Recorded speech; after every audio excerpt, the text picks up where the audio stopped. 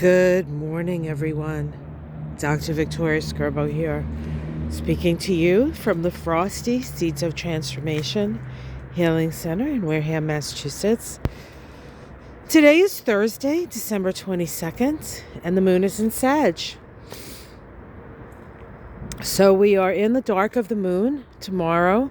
Early, think like 4 something in the morning, 5 something in the morning, we have the new moon in Capricorn. That'll be the last new moon of the year. And the time right before the new moon is known as the dark of the moon. It is historically a magical time. It's a time of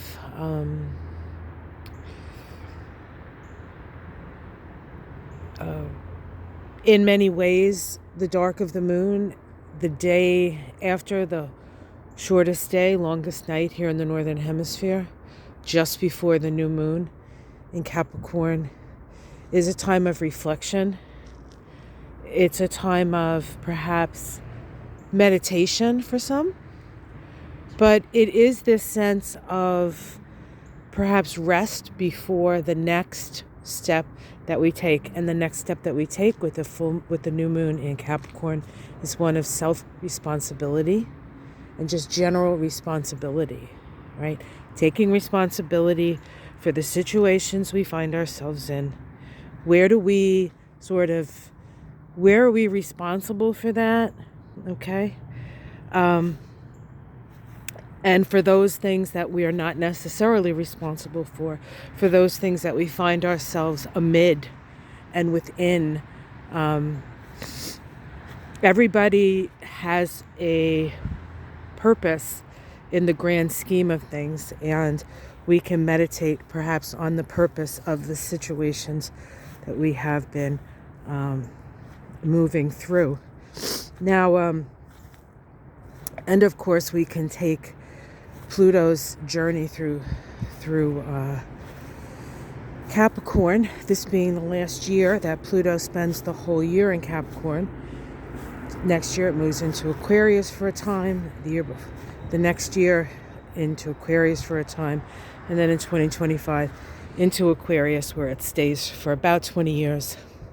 So there's a lot of things that we could sort of think about and ponder at this time, but it is a time of, in a way, a time of stillness.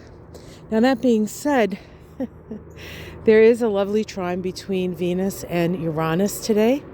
That trine between Venus and Uranus brings out of the box energy to Venus, which is generally pretty staid. Venus is in Capricorn, but she's sort of getting the rundown from Uranus right now, and that rundown is a flowing energy to Venus from Uranus in Taurus. Uranus in Taurus, shock and awe around values, what's important to us. And our values have changed, our values have shifted. So this is a time to sort of stay open to the promptings of the higher self, stay open to perhaps new ideas around what's important, new ideas around relationship. How do you want to relate?